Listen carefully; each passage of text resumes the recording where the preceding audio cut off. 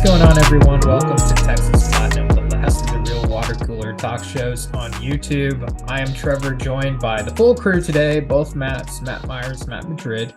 And we are here to, most notably, preview one of the biggest games of the college football year, Texas versus Alabama in Tuscaloosa, the rematch that everyone's been waiting for. But before that, we're going to talk a little bit about the Rice game that just transpired. We have a lot of thoughts about that. Obviously, not quite the outing that Texas was hoping to show off in their opener, but lots to get into with that. So before we begin, though, as always, please like, comment, subscribe, especially if you're new here. Welcome. It means a lot to us. And like we said, we're going to be a little on and off this season, but definitely touching on the big games, depending on our availability. So whenever games like this, and especially this game, come up, we will be here making videos for you guys and talking ball. So if that's what you like to see, make sure that you subscribe. So let's start off with Rice before getting into too much else. Lots to discuss here. How about we just give some opening quick thoughts? Myers, let me start with you. What did you were at the game? First off, I do want to ask one quick question. Everyone kept talking about the heat at this game, and obviously you've been to a lot of games. Was this like the hottest game that you've ever attended? I know time of the day and time of the year definitely factors into it, but seemed to be a big talking point on TV. Yeah, I saw that they said it was like 160 degrees on the field. Like the turf temperature was like 160, which is insane. No, I thought it was fine. I was in the alumni upper decks. So second half, the sun kind of went away on our side, which was nice. But I didn't even really notice the heat at all for some reason. And there's been games like the Maryland 2017 game where it's like or Louisiana opener 2 years ago, where I'm like, I'm dying out here. Like I might pass away in DKR. But this past, I don't know, man, something about Saturday, I was totally fine. I didn't really feel the heat that much personally. Okay, just a curious question, because again, that was talked about a lot on TV, and a lot of people felt like maybe that was they were looking for something to blame our performance for, and everyone's like, "Oh, it must be just too hot for everyone." And yeah, I was curious. But how about let me hand it to Madrid then, and then we'll go back to you, Myers. Kind of give initial opening thoughts on the Rice game. Yeah, just real quick, nothing will beat that Maryland 2017 opener. That heat was hellacious. That was like at noon, if I remember, or something. I think, or maybe 3. It was just the worst. So nothing beats that. I don't know. It looked like a tune-up game.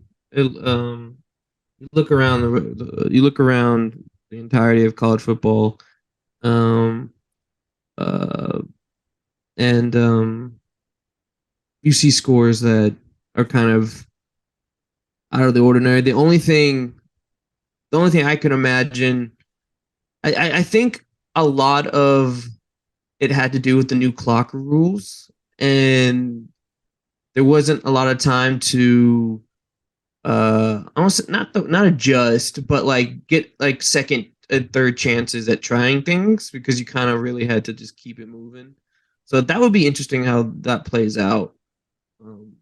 So I don't know. We looked confused on offense, which I don't think is necessarily a bad thing, because at least confusion can be rectified in the classroom with some film study real quick. It had nothing to do with anyone's ability, so I think that's a good sign. I just think maybe they, I don't know, when you go up against someone other than your teammates for the first time, it's always a little wonky in that regard. But yeah, just confusion is the main thing I'd harp on. What about you, Myers? First of all, defense looked amazing, and we'll get to the offense and Quinn in a second. But let's start off with the good. Defense, man, the front seven is amazing. Jalen Ford played incredible. Tavondre Sweat probably played the best game out of a defensive tackle that I can remember. as out of a Longhorn, just affecting so many plays. He was rushing the passer. It was awesome. And then Ethan Burke, number 97, I think it's Christopher Ross was in there in a lot of plays too. Even the two deep man on that D line looked really good. Jamon Tapp got in the game. Byron Murphy looked amazing as expected. So I was really excited. And then of course the secondary looked good too. It held up in coverage, very physical tackling, good coverage. I mean, ball skills, I would say. Like Terrence Brooks had some good breakups downfield. Same with Muhammad and Ryan Watts. They're just sticky on those receivers, and Daniels didn't really have anywhere to go downfield. So no, the defense played amazing, man. I was very excited to see that, and we kind of expected it because we just looked at this depth chart and it's loaded. It's full of talent, and they're playing physical football, and that they communicated well, and everything looked smooth and ready to go. Offense was a different story. I mean, Quinn Ewers, the most polarizing topic in Texas football right now is Quinn Ewers. Did he play good Saturday? Did he not? I mean, the stats were solid. He had a good stat line. He played good in the second half. He kind of calmed down.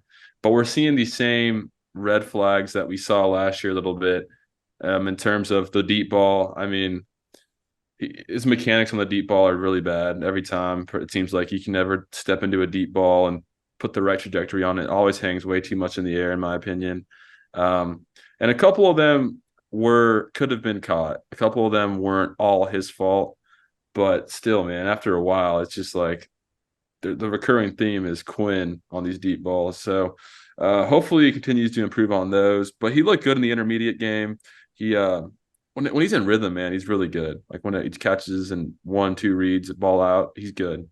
So I think he needs to capitalize on that more with Tavion and Whittington in the short game, and even Worthy on those quick outs or digs. Those are money all day. So, and the O-line was disappointing. I mean, it's hard to get – I'm not like in a panic yet because our O-line, we've seen them play good in the past, the same exact O-line. DJ Campbell clearly took his lumps. I mean, it's his first start really as a college player, so maybe he wasn't really ready for that speed, but hopefully he improves next week. We'll get Cole Hudson back this week too, which is good. But the O-line definitely sleptwalked through a lot of that. The pass blocking wasn't great, which was kind of our calling card last year, and the run blocking wasn't great either, but that's always been an issue for us over the last couple of years. So those are my initial thoughts. The receivers look good. Running backs look good. Shout out Jaden Blue. Hopefully Baxter's healthy, but we just got to clean up that offense. Yeah, I would say as a whole, offensive side of the ball just felt very discombobulated from the beginning. People just didn't seem to really be on the right page, especially the offensive line. Certain stunts that were played against him, which first off, you got to give some credit to Rice. I know that they're not a good team or They're anything gonna be like that, a but decent team this year. Yeah. I mean, offensively, they're awful. Let's be honest. Oh, But their defense, I did think actually prepared well for us. Like, I think they actually studied film and were like, hey, their offensive line is young and isn't very good at certain rushes that we can do with our defensive line, certain stunts and everything. And they were right.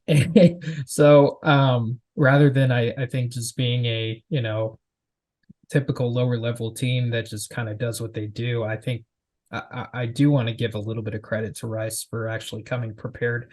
With that said, though, that's horrible for us because it puts right off on film game one, boom.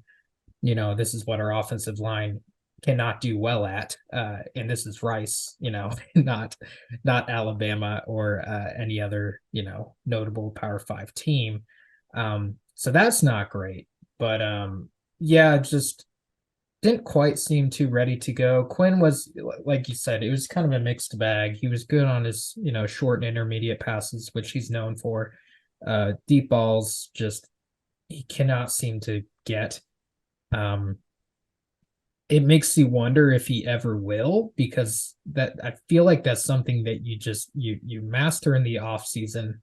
Maybe a little bit during the season you get a little better, but I feel like it's not during the season where you're really improving that. Like that happens with your, wide receiver number ones in summer practice, in the fall after practice, like it's all stuff that requires time and a lot of reps and everything, and you can't really do that during a week, of game prep.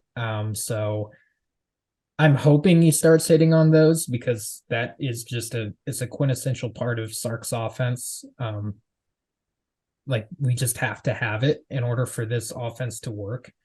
I wonder if there's a way for Sark to adjust it to where we don't need it as much as what we currently need it as, but I don't know. Like, it's very puzzling to me that, someone is highly ranked and with as much arm talent as Quinn just cannot connect, and they're all consistently being underthrown. And I think that comes back to mechanics, which from this game, I feel like did not improve very much over the offseason, which is bothersome to me. To me, that shows that Sark and other QB coaches, and maybe even his personal coaches, are allowing him to have his sloppy mechanics and being like, yeah, you can be Patrick Mahomes. Like, you can, but you're not.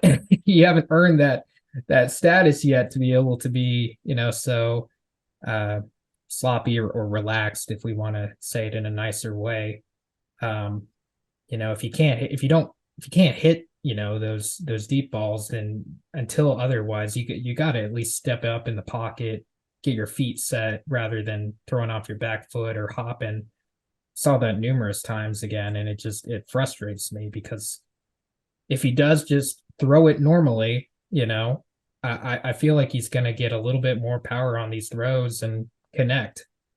Because his receivers were pretty much open every time he targeted them. Like, there wasn't really a time where it was like, ooh, I don't know. But if anything, he would throw either off and just be out of bounds entirely, like that one pass to Worthy, or in most cases, it would just be short. Receivers would have to come back. They'd run into the Rice defenders. Sure, maybe you could call a few pass interference calls, but at the same time, like, that's on him. That's on Quinn for throwing it short. If he threw it on the money, there wouldn't be any pass interference. It'd be a touchdown. So yeah, I hope he improves. And I hope that this game was more just jitters and getting the cobwebs dusted off. But I don't know. Put a pin in it is kind of what I'm getting at. And it doesn't have me feeling great, especially heading into this game. But again, it's only game one. That seems to be a big theme here is, hey, it's only game one, tune-up game. But if we see it again, then it's becoming a trend and not just a one-off thing, and something that we got to keep an eye on. What do you think, Madrid? I think that's his main flaw, and it's the main thing you can really attack him on. Everything else, he's a really like rhythmic thrower. He needs 4 to 5 quick ones to like really get his juices flowing. And I think with him struggling with the deep ball, I think he needs a little bit more help in the play, because sometimes Sark will call like a deep ball on first down, first play, and it's kind of like, maybe we should use this a little bit more strategically when we got the defense on their heels, or have them tired or sucked into the run, something like that. So I think he can use a little bit more help in that regard, and not to mention O-line tendencies to just. I mean, Kelvin Banks gave up a sack yesterday for just like not seeing the guy, and I was just, like, so that was a little concerning.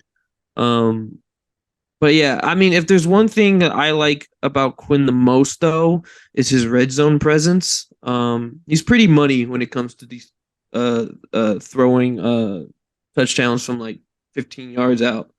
The AD Mitchell one in particular was really refreshing to see, and him and X all last season too were able to connect really close into the end zone. So I have no problem with us I feel like once we get there, we can get there. It's just when you're asking Quinn to throw a 50-yard bomb sometimes, that's where it gets shaky with him. And I think I think sometimes, I think we pointed this out, he has a problem deciding whether it's time to rainbow it or just put it on a rope deep. And a few of those, I was like, Quinn, if you just put that like a little bit lower in a trajectory, like I know you have the arm talent to like throw it on a rope like that far, but you airmailed it. So now I can't keep calling X, Xavier has to like adjust towards the sideline instead of just running with it. It just allows the DB to catch up. Is what I'm getting at, and that's what's a little concerning. You know, we're in a blessed position to see our quarterback go for 4 overall touchdowns and go 19 for 30, which is still not like the best, but like it's better than 50%, which he was sporting last year. So, 458 yards of offense, half of those coming from Quinn himself. I like his ability to manage the offense, and I think he's getting so much better at like the RPO aspect of this offense. I think he's doing so well on that. It's just sometimes I feel like he's being asked to just fling it like 5 times a game when the last 3 times we're just not there, and I just feel like we're beating a dead horse. And it's like, all right, we need to move on for this or find something way more creative to get a guy like wide ass open down the field. So I don't know. It's tough. It's tough because you see things you like and you just know that there's a ceiling that's not being reached there. So I have faith that he'll get better throughout the season. Knock on wood.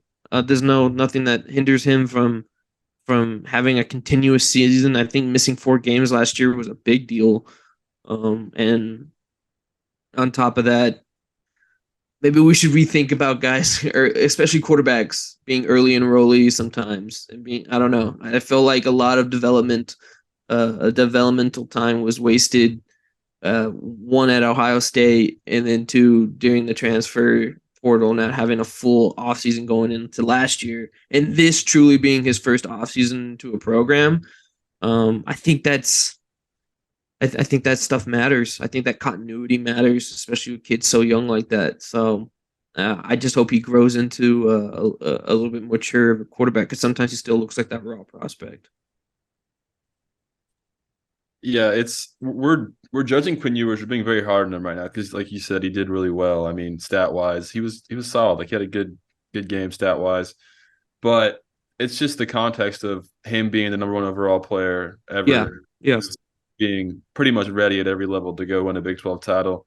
It's like we don't want to wait on Quinn Ewers to continue to give him time, and he still keeps throwing these issues. And I'm not saying bench him. Like he's our dude. He needs to be our quarterback. But we just want to see him start executing on these reoccurring themes that he's been messing up at.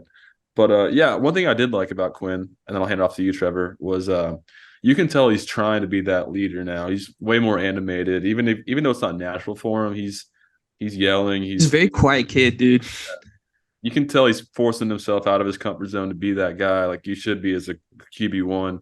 So I like that he kind of put on at least the act of a leader. So that's a good start. And just got to work on that deep ball. But like about Quinn, man, he's up and down. He's always been up and down, at least in year 1. So hope he could look like Joe Burrow Saturday. Like that would not shock me at all. I remember last year against Bama, he looked unreal. He was hitting on the deep ball, hitting on everything, anticipatory throw. And that's why we were all so excited. And then he plays against Oklahoma State or Rice. And it's like, what are you doing?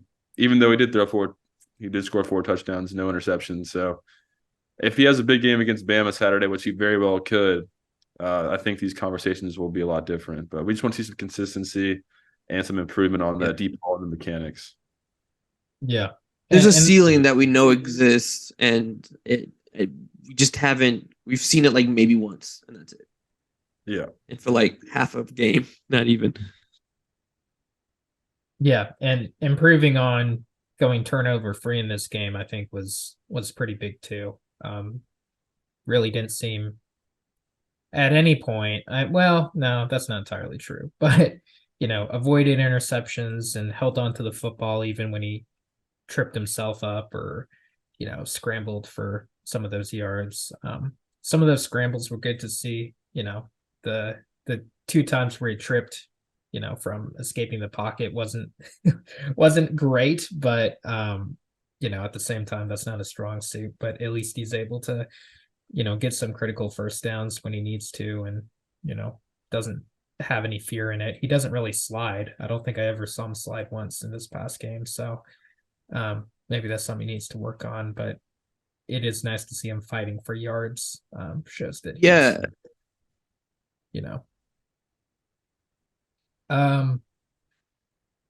Running backs, receivers, let's touch on them real quick.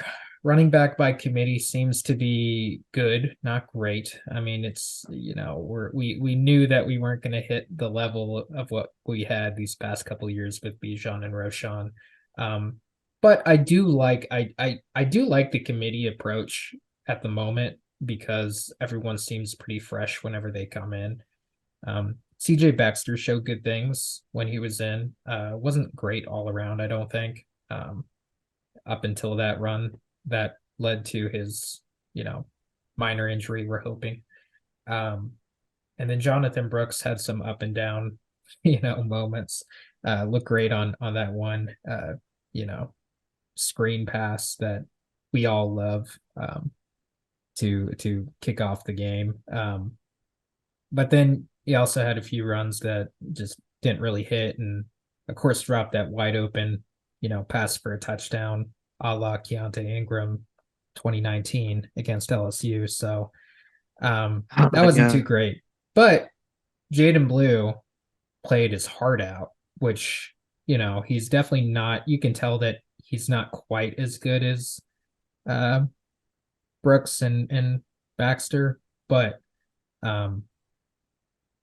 I love the effort. And honestly, his effort probably kind of saved the game a little bit because there were definitely moments where his runs generated some critical first downs that led to a couple different scoring drives. So without that effort, we could be in a very different position if he was just going half speed. So it's great that we have that depth. Robinson whenever we need him, but I don't think we really utilized him too well in this game. But running backs, receivers on the other end. Xavier Worthy's that dude. He's going to be the primary target, just kind of like what we thought.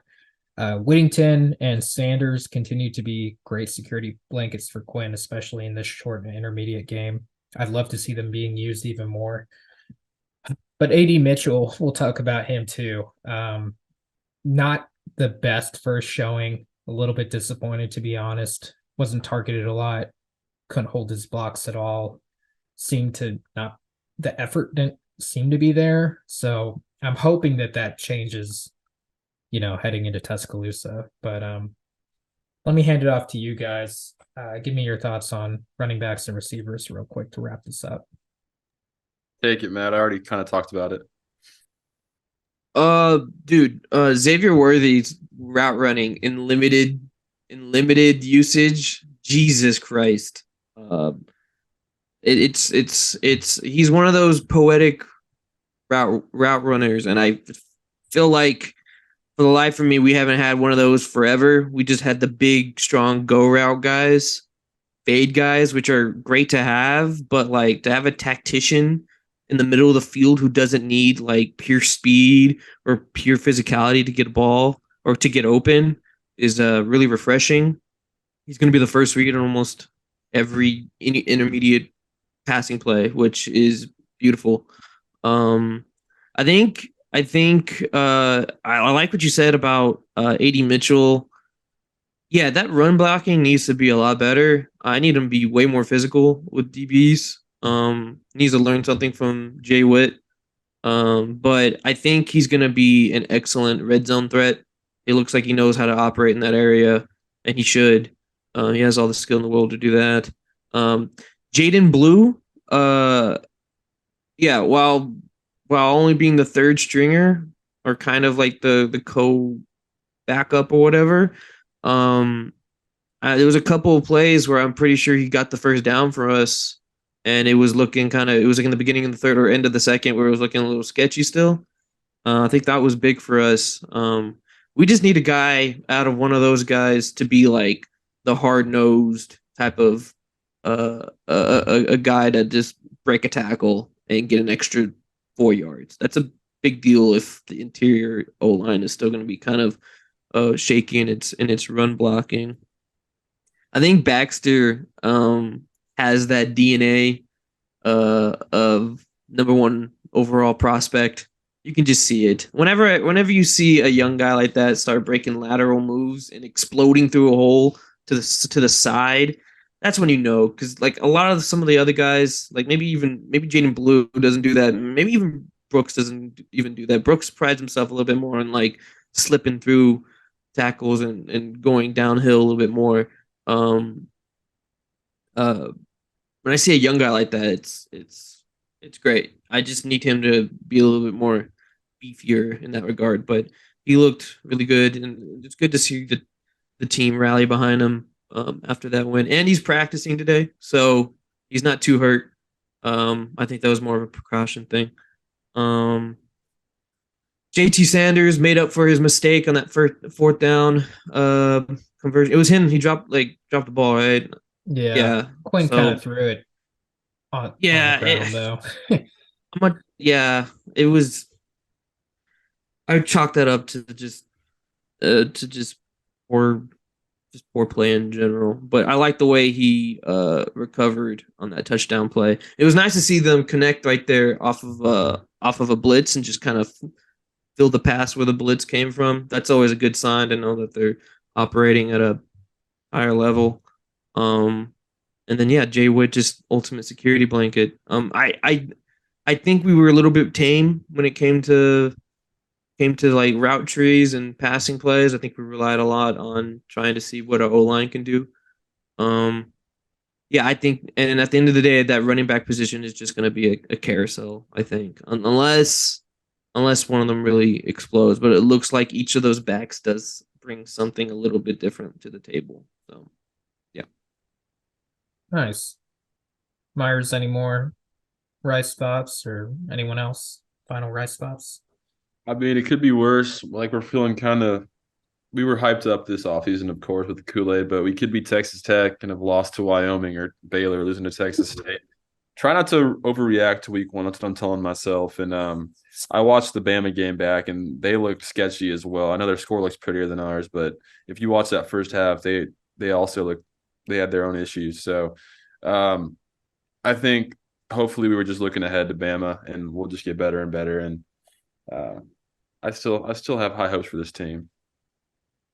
No, yeah, I also agree. The first game tune-up games are always kind of weird because on top of it, you got to remember that they're also like kids. So like, I think I'm spoiled by watching the NFL, and all these guys are just ready to go out of the gate. Like these guys are, most of them are 3 years removed from like high school, so they need that tune-up game. As long as there's no doubt that we're losing the tune-up game, I'll take each tune-up game with like a grain of salt. Nothing will be as traumatizing as those Maryland losses. But just one more thing to add. I really liked seeing the amount of plays that each D lineman kind of made. We saw Alfred Collins do stuff. We saw obviously Sweat and Murphy do stuff, but we expected from them. Vernon made a few plays, looked kind of good out there. I am happy about that just because I think any kind of depth in that interior D line is super important. And I've been waiting on that guy like pre-pandemic. So I'm hoping that that's a good sign that he can fill a role for us. Yeah, definitely some shine on our defensive line. No rhyme intended on that, but Alfred Collins too also looked real good. Chased the guy down, swatted a ball. That was pretty awesome to see. So defense looking great. It's weird that that may be one of our bigger strengths on our team this year.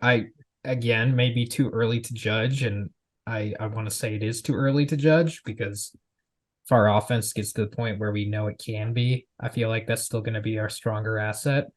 But it adds to the pressure even more of like, hey, we do really need to perform here because we do not have a really special deep defense like we typically do. So let's not waste this.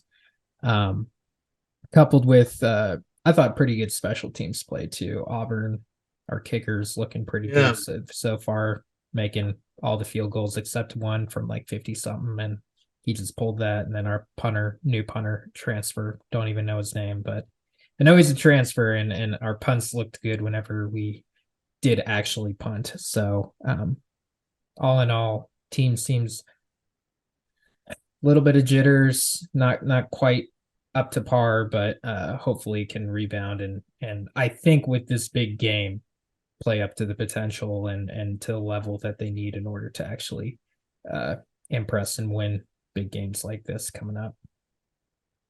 Yeah, I've been looking right down the middle too for most of them, bro. I'm just saying, outside that 50-yarder, like it was money. All right, so now we're going to transition into the Alabama preview of this video. So let me hand it over to Myers and kind of give us a general overview of this game. Like I said, much anticipated, much to look forward to. Game day is going to be there. Honestly, I think like every outlet that I follow for college football is going to be there. Like, Josh Pate's going to be there. I think Barstool's going to be there. Pat McAfee and his crew is going to be there. Others, I know that there's more. Like it seems like everyone in the college football world is not only watching this game, but will be at this game. So massive game coming up. Yeah, Texas Platinum will be there, actually. At least one of us will be there. One of y'all. Yeah, I'll be there. But yeah, it's going to be a great game. I mean, this one's been circled for a while. I mean, whenever they scheduled it years ago, it's just like Texas and Tuscaloosa, and then now it's finally happening. It's very surreal. I feel like these are the type of games that we haven't had a big away game. We got the LSU game taken away from us because of COVID in 2020. So we haven't had Arkansas, I guess, but it's Arkansas. It's not Alabama. So this is exciting. It's foreign territory for us. It'll soon be a conference opponent, conference venue.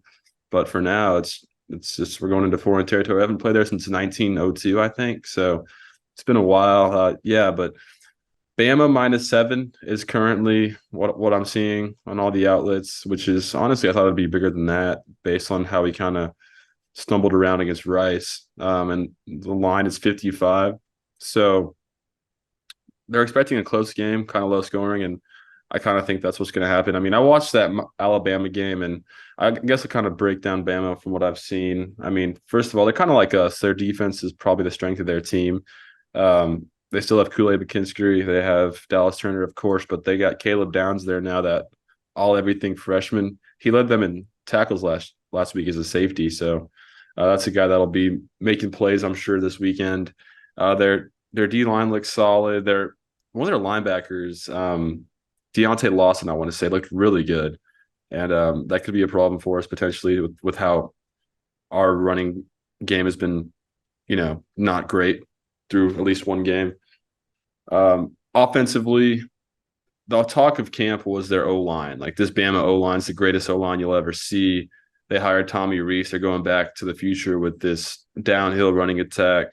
But I watched that Middle Tennessee State game, and I noticed a couple things. The center of Alabama was always getting pushed back in the backfield, like, immediately by whoever that tackle was from MTSU. So I would imagine that Murphy and Sweat will have a lot of fun in the interior if they're doing that to him. So I think we can get a push in the middle.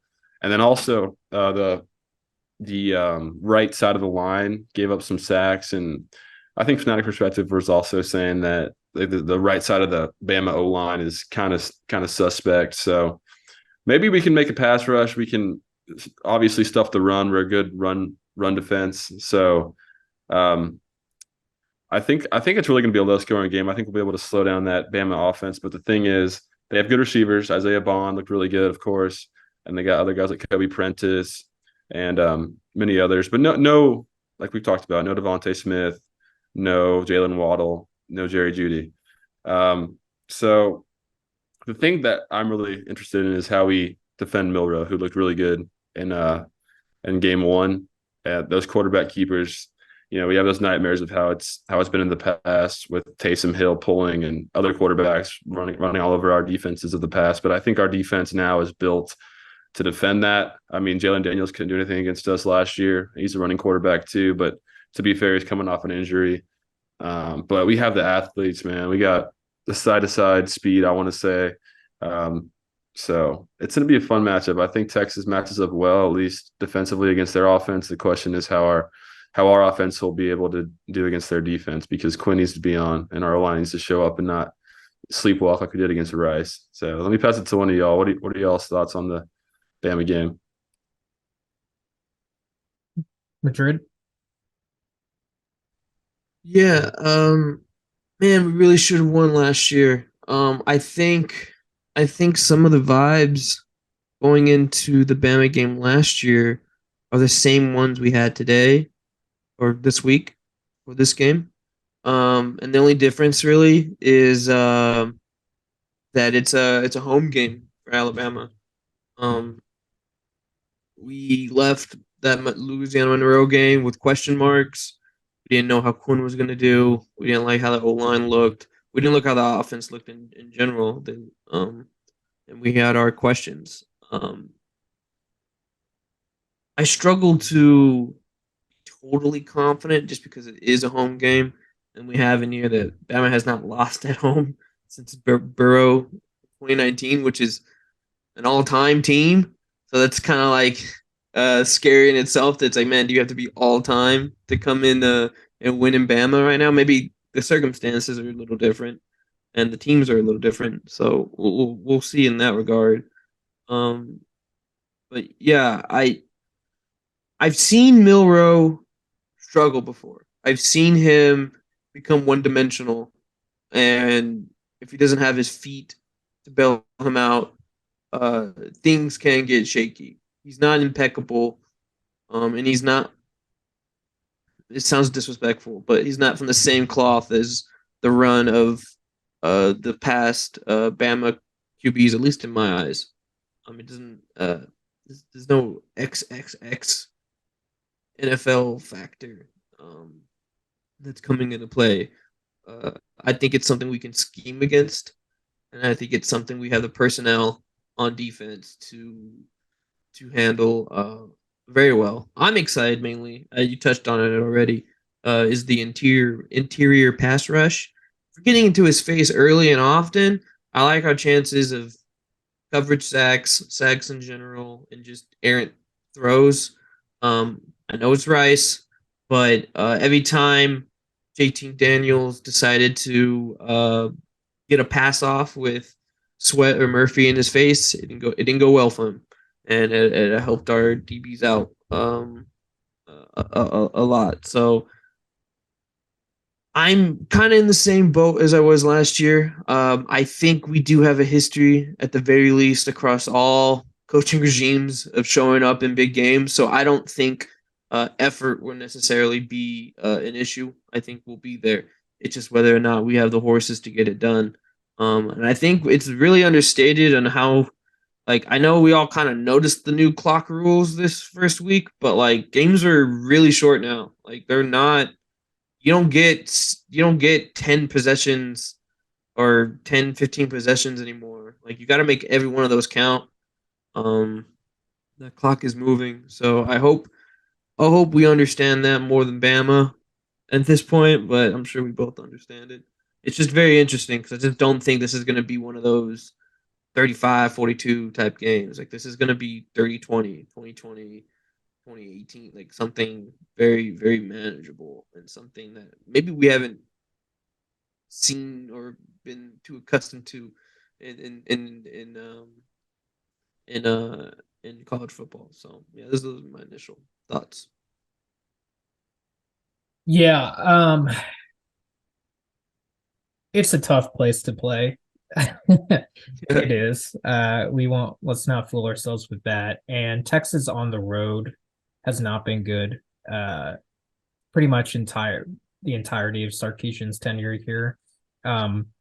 We kind of got over the hump at the end of last season when we beat Kansas State on the road, which was very good to see. So I'm hoping that now our team feels a little more confident in being on the road.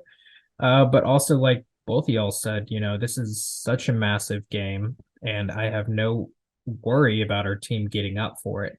It's just a matter of, can we execute? Can we do what we need to do in order to, win this game and stay true to the plan and not falter whenever, things go wrong.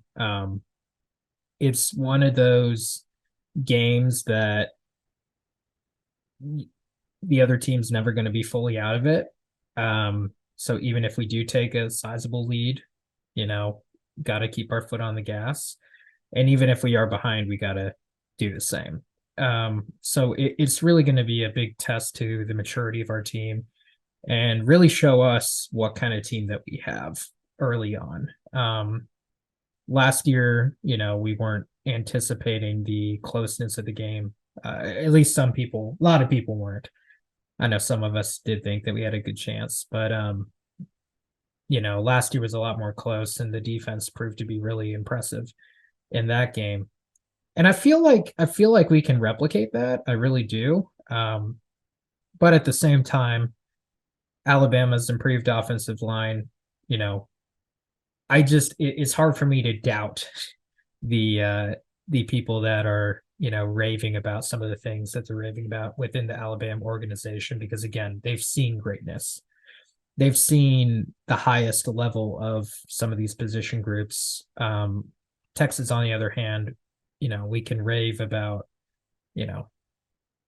defensive linemen like, Alfred Collins taking giant steps forward, or Devondre Sweat playing his butt off and doing really well in fall camp. But at the same time, we haven't seen greatness on that side of the ball in a very long time. So for Alabama to say that they're feeling really good about certain things, even if we didn't really see it in the first game, I still pause whenever they say it, you listen. So very interesting game ahead. I'm curious how our defense will approach it, especially with a mobile quarterback.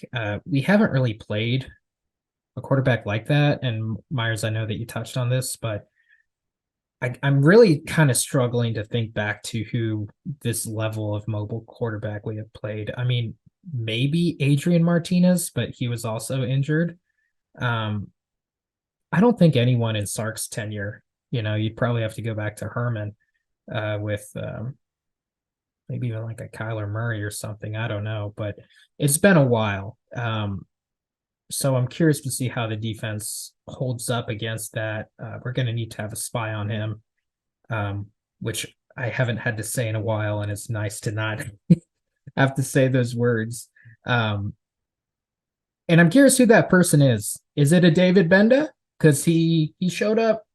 He had a kind of a rough start to the Rice game, but then he redeemed himself very quick, getting a sack following a play in which he gave up a ton of yards and just missed his assignment. So is it a Benda? Because Milrow's huge. Like, he's a big dude. And Catalan had a very quiet game too, but we're going to need him to show up if we want to contain some of these big bodies at Alabama.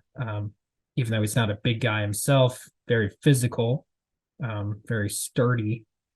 Jalen Ford, I feel like, is going to be too busy calling plays and doing everything else. So we got to have one person that's on Milrow, and I think that's going to be critical to the game.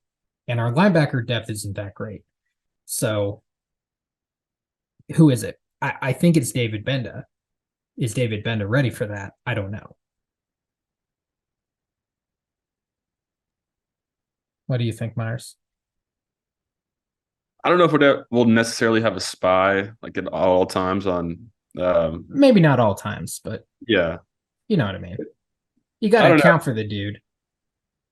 Benda is fast, so I wouldn't hate that. But yeah, man. I mean, the Milrow dynamic is really that's the guy we didn't want to see. Like we were so confident all season we're going to beat Alabama, but we're like, if Milrow's the guy, then it could get hairy because you just don't know when he's running wild like that. Like he's going to break off a couple big touchdown runs or at least one, and it's gonna be like, oh, here we go. So we just need to minimize those.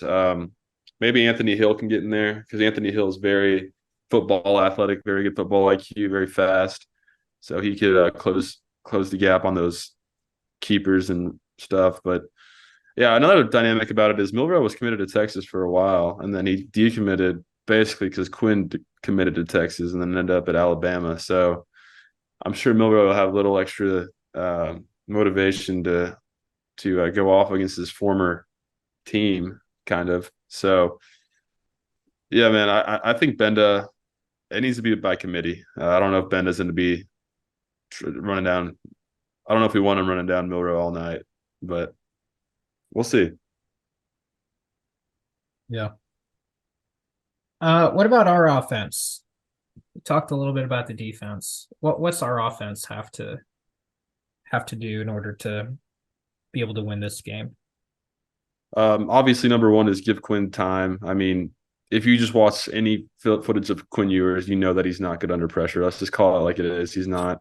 And he did do well against some blitzes, but those were like quick throws, which has to be against a blitz. But he's not good against like D-line pressure where the pocket collapses. He doesn't do well with that. So really need to hold up and pass pro, of course, and just give Quinn time. And I don't know if we'll be able to run much on Alabama, honestly, because we couldn't run on them last year. I was with Bijan and Roshan, so it might have to be a straight air raid type game. Just go downfield, challenge those DBs, look for Jatavian a lot. That'll be there, I'm sure, over the middle or in the flats, Jordan Whittington.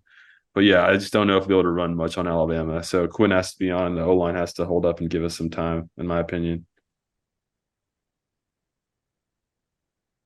Madrid. Yeah, I think it's going to be a Quinn or bust game, straight up. Bama had both their starting corners get a little banged up against Middle Tennessee. Still no update on what their status is going to be day to day.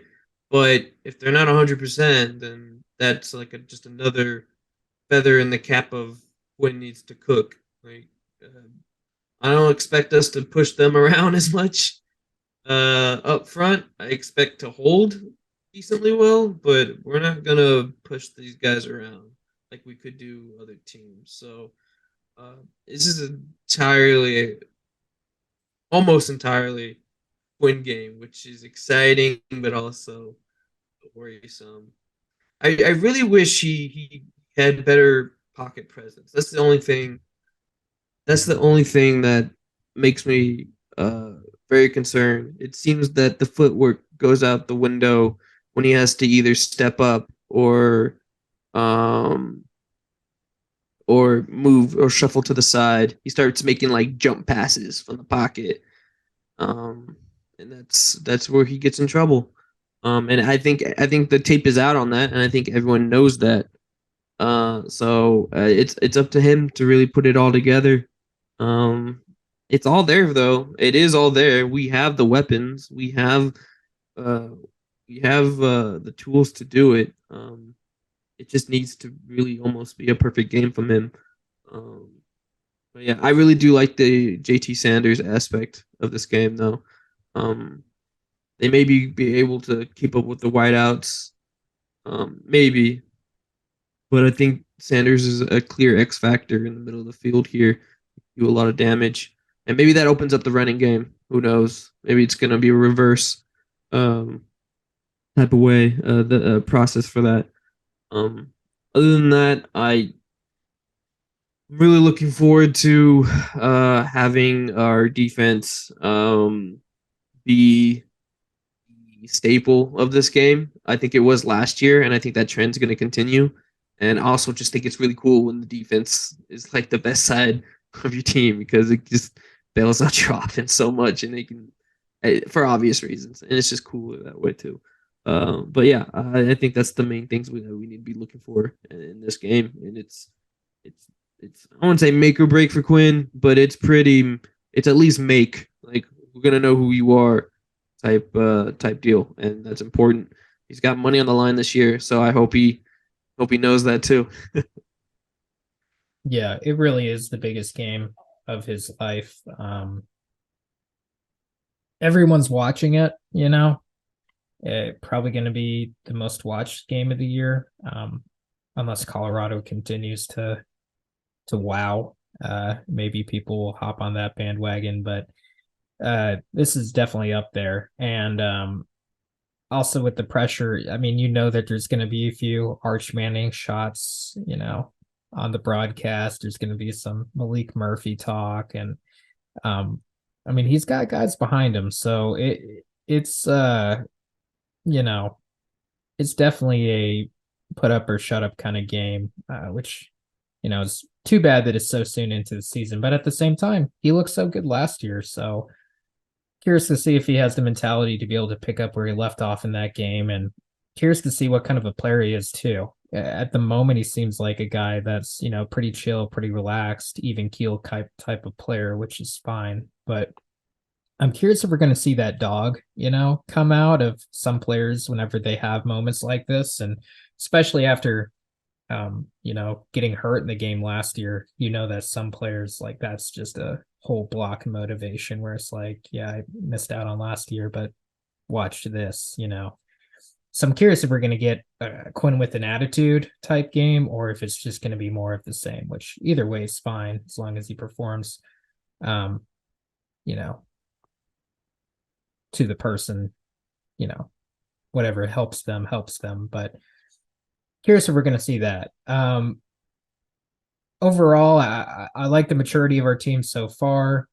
Turnovers is going to be a huge part of this game. Madrid, you talked about how Milrow has had a history of turnovers. I don't think he turned over the ball last game, but him and some of the other Alabama, offensive players kind of might be a little more susceptible to a turnover in this game. Also, just our defense seems to be really good at forcing turnovers too. That's been a strong suit. So I think that's a major key to the game personally. It's the turnover battle. If Texas wins it, I think they got a great shot of winning it all, as in the game. But if they don't, I think Alabama's got the advantage for sure. So got to take care of the football. Our young running backs, I'm a little bit nervous about for that reason, because running backs will fumble sometimes, especially the young guys. So just got to be real buttoned up in this game. No messing around or anything like that. So yeah. Any other big keys to the game that we're thinking? Anything we didn't touch on?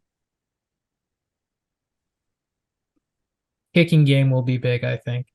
But Alabama's got a great kicker, and Auburn's been pretty good.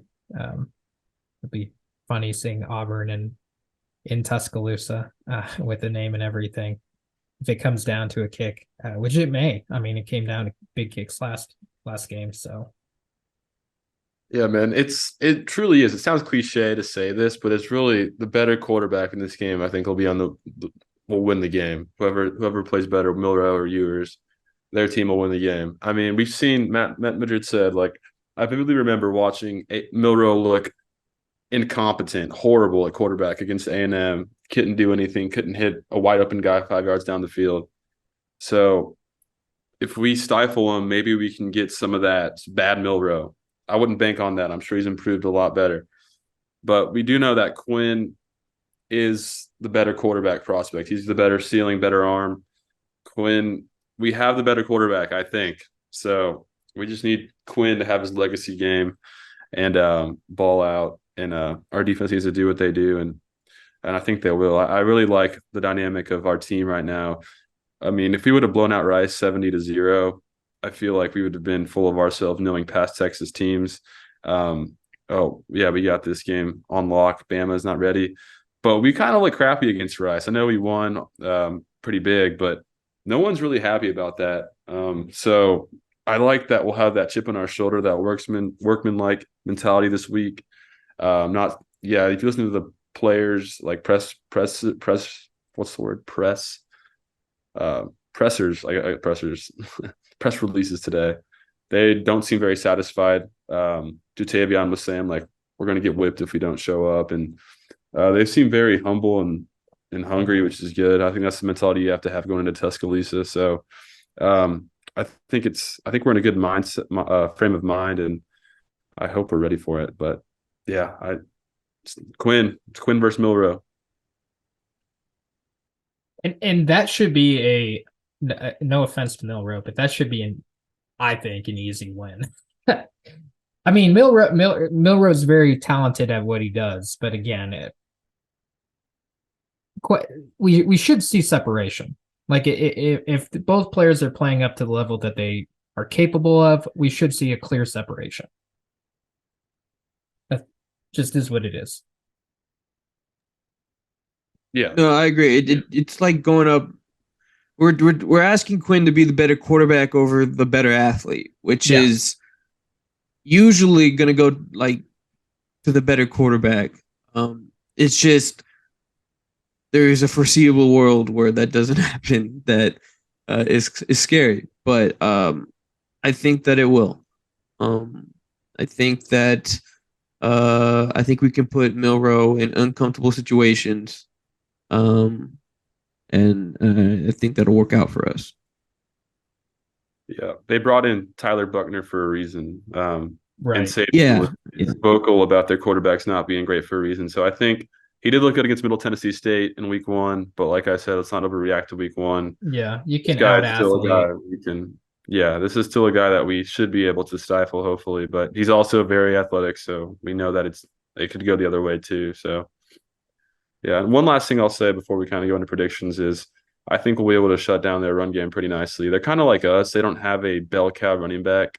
They got guys like Jason McClellan, Jamarion Miller, Roydell Williams, but they don't really have any just dudes like they used to have. Like Jahmyr Gibbs was like scary and other dudes like that.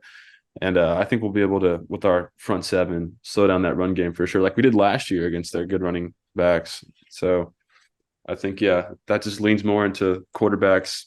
Same with us. I think our running game will be stifled as well by their D line. So just even more of a reason that the quarterbacks are going to be so important for both teams. Well said. Madrid, anything else, or should we move on to predictions? I just hope the team's ready. That's it. Big games, it's all about mentality. You got the skill to do it. We have the skill to do it. It's all about mentality. All it is now at this point. Yes, agreed. Let's do predictions then. Who wants to lead off? I'll do it. I'll do it first. Well, I've been steady on this for quite a while. I thought we were going to win last year in Austin, and we should have won. We didn't. We lost. But I just look at their roster, look at ours. I feel like we have the better team, at least. Probably not the depth they have, but we have the better starting 22. They, of course, have Saban, which, of course, they have the better head coach. But we have the better quarterback, I believe. We'll see. I believe this. And I just think Texas is so due for that. We've talked about this, man. We're so due for that big win. We get close, all these big games, all these moral victories, but we're so due to come over that hump. And I think there's a real possibility that Bama is an 8-4 team this year. I really do. I know they blew out Middle Tennessee State, but if you watch that game, they looked kind of like us at moments, just looked not good. Just a lot of sloppy football. Their lines didn't look as strong as usual. And their schedule's tough. So they played Tennessee, A&M, LSU, us. So I don't think we know anything about Bama. I think that they're not what we are accustomed to, of course. And that was kind of the thought coming into the season. So because of that, I think Texas gets it done. I think we win. I have 34-24. Texas wins by 10. I don't expect it to be a blowout or anything, obviously. I think we'll win a close game. But I just like our quarterback over theirs. I like our defense better than theirs, and especially with that key safety and forget their names, the two DBs banged up. If we can exploit that and get Quinn going deep, it'll just be if we get Quinn going deep, man, like there's no way they'll beat us. So yeah, I think we got the better team. I'm going 34-24 Texas. Sark's built an incredible roster, incredible depth, talent, culture's good. We're very physical. We're not going to get pushed around, so we just got to execute. And Quinn's got to ball out, and I think we'll do it. Madrid, or do you want me to go next? Yeah, I'll go. I feel confident in saying I think I kind of know how this game's gonna go, just because I know the way Sark game plans a game, and I know he has stuff he's gonna go to immediately, and I think it's gonna work. I have a feeling that we'll get to like a 10-7, 14-7 type of game. And it's really just going to be at that point holding them at bay. I'm going to hope that 14-7 is in favor of us, and then it's just going to have to just be played. We're just going to be at that point where we're not playing to protect the lead, like not being cautious, but we're fending off that extra score or that extra field goal to get them like super close to us. It's tough. Okay, I'm gonna be honest with you. It's so tough scouting out these games because look, you had a game yesterday in FSU and LSU's ranked 5. LSU has playoff hopes, and they just go in there and they just put to bed.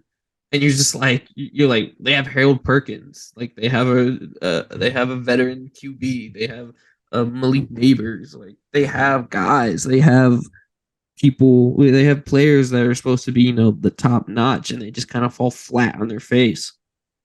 So I think it's really hard to predict a lot of these things.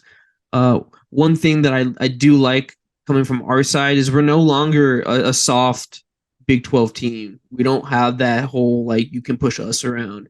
We're gonna fight back, and we're gonna do our part to be nasty and tough around you.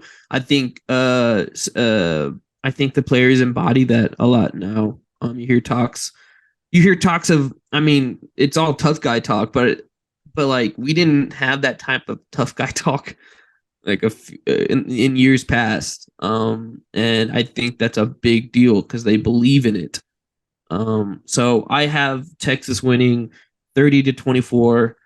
We just hold on to a touchdown lead throughout the majority of the game, and I think our defense comes up big. So give me Texas 30-24. And again, new clock rules. This thing's gonna go by fast. If I swear to God, it's gonna go by so fast. It's gonna be in a blink of an eye. So yeah. Give me the good guys. Yeah. Clock's one thing that we did not touch on in the Rice game, but every college football game that you're watching this season, I feel like has been at least an hour shorter on average, maybe even more.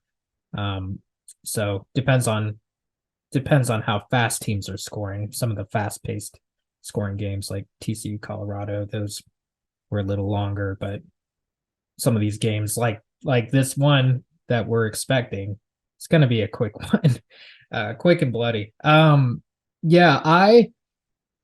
Both Myers and I predicted Texas less than a week ago when we dropped our preseason video. And after this Rice game, I was like, you know what? I'm changing that. I do not feel good about this team right now. Don't feel too great about Quinn, all that. But I'm not going to chicken out and change my pick. I'm sticking to Texas and going on the premises of that this team's going to get up big for this game. It ultimately comes back to that. College teams, outside of the elite ones, college teams in general are very week to week. This is a big week. And I think that we're going to get a performance very different than what we saw out of the Rice game. I'm hoping that as a Texas fan. And I just think that we're going to find a way to be able to win this game after what happened last season. And I think that Quinn's going to take the steps forward that he needs to. But I don't even think he needs to be Superman. I think that a lot of This game really hinges on our defense. And I think that ultimately is going to what keeps us at bay. Because last season, the difference maker was Bryce Young. They don't have Bryce Young, with the heroics that I mean, we'll see about Milroe. Maybe he turns out to be something really special, but from what I can tell, he's not quite to that level. And we'll see. I mean, I think it'll be a similar approach to what happened last season. Predict another kind of low scoring affair, 27-24 Texas, not necessarily ending with a field goal, even though that'd be pretty epic. But I see it being that, Texas is able to gain a lead and has to hold on to it at the end of the game. Defensive stand. It's kind of what I'm thinking. But yeah, I'm taking the Horns in a pick in which it feels less about logic and more about heart that I felt at the beginning of the season rather than right now. So sticking to that, I'm not going to cower it out of my pick.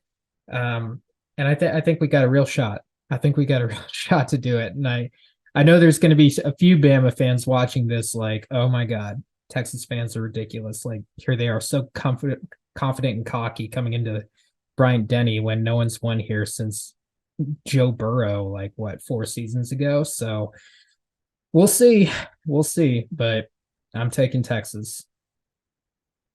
I like it. I didn't think we would sweep Texas. Go 3 for 3? No way. Madrid is our guy that like keeps us like grounded, especially me. He's like, dude, like Bama's gonna beat us. It's Alabama. But I think we're just banking on that. It's not the old Bama anymore. It's kind of like this new Bama that's not dominant as they were. I mean, everybody plays them close pretty much now, at least on the road last year when they were on the road. So it's going to be a close game, and I think we'll be able to win it at the end. I hope it's not an Arkansas 2021 repeat, because it has the real chance of being that. If things go haywire and our offense can't get going, it could totally be a repeat of what that Arkansas game was. So praying, that's worst case scenario, praying that that's not what happens. But yeah. Any final words? Yeah, man, I'm ready. Enjoy the short work week because it's gonna be here fast, boys. Yes, sir. Well, thank you guys for watching, subscribing if you did. We appreciate it. Big game Saturday. We're all excited, looking forward to it. Got this video out a little early so you guys can get those views going and get those comments going. But there's going to be a wall of content from all the other platforms out there, so you'll get your fix nonetheless. But we appreciate you stopping here as well. So horns up. Let's hope that Texas handles business in Tuscaloosa, and next video will be very telling. our reactions will be very telling of what happened in this game. So hook 'em. See you guys later. Welcome.